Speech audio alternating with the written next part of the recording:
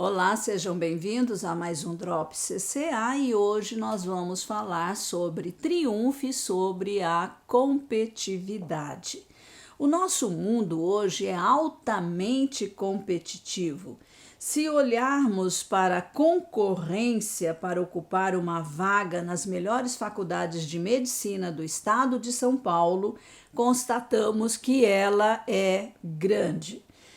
Os concursos públicos para preencher vagas nos melhores cargos, têm elevadíssima concorrência. Vamos olhar para a saúde pública, por exemplo, vaga para cirurgia, vaga para vacina ante esse vírus, É uma calamidade. Pior do que isso ainda é que as pessoas olham para os seus semelhantes como um inimigo que quer ocupar o seu lugar na fila de espera, pronto a tomar a sua chance. Isso é terrível, produz o individualismo, a insensibilidade, o egoísmo e a ambição. A competitividade estimula a irritabilidade e a contrariedade, principalmente quando você é preterido injustamente. O outro conseguiu não porque é mais esperto, mais sagaz, mas porque teve uma ajuda, e extra. E isso é duro de aceitar. No Salmo 37, Davi nos ensina a viver num mundo competitivo, sem perder o bem-estar e a certeza da vitória do bem. Quem está competindo, embora o louvor esteja presente, com frequência aí nos salmos, o tema da guerra espiritual é o principal destaque dos salmos. O grande conflito dos séculos é a luta entre o injusto e o justo, entre os pagãos e o povo de Deus, e finalmente entre Deus e Satanás. O primeiro salmo registra a declaração definitiva sobre este conflito e é o fundamento de todos os demais. O último salmo, 150, fala dos propósitos de Deus e da sua vitória final e eterna, prefigurada no primeiro salmo. Porém, em todos os demais salmos situados entre esses dois, o conflito é muito real. No Salmo 37, temos a disputa entre o ímpio e o justo quanto à prosperidade material.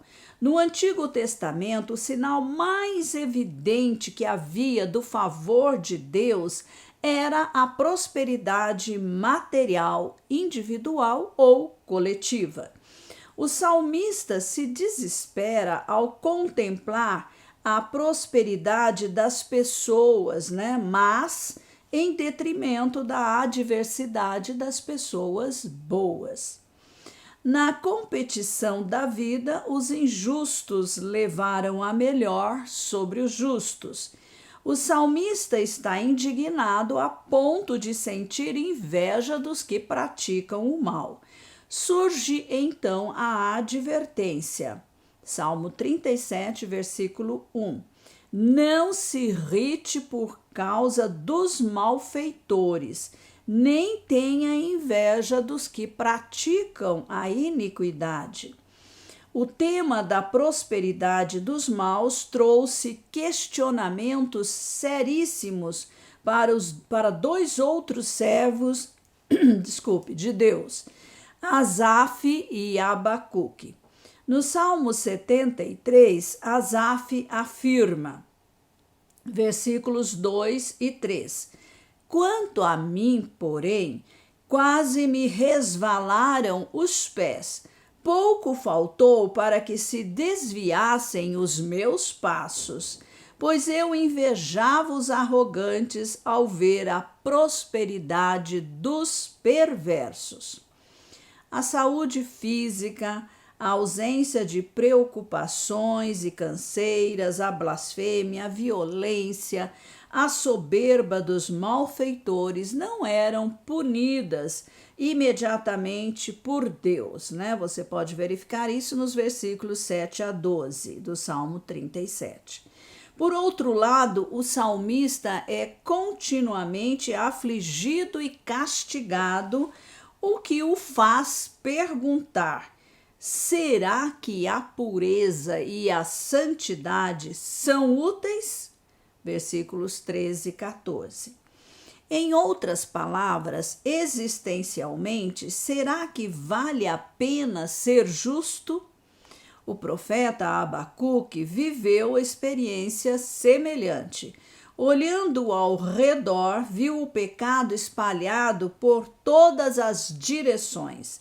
Em Abacuque, capítulo 1, versículo de 1 a 4, lemos: Até quando, Senhor, clamarei pedindo ajuda, e tu não me ouvirás? Até quando gritarei violência, e tu não salvarás? Por que me fazes ver a iniquidade? Por que toleras a opressão?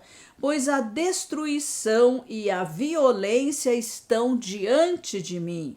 Há litígios e surgem discórdias. Por isso a lei se afrouxa e a justiça nunca se manifesta. Porque os ímpios cercam os justos e assim a justiça é torcida. Abacuque não entende porque Deus não pune os injustos.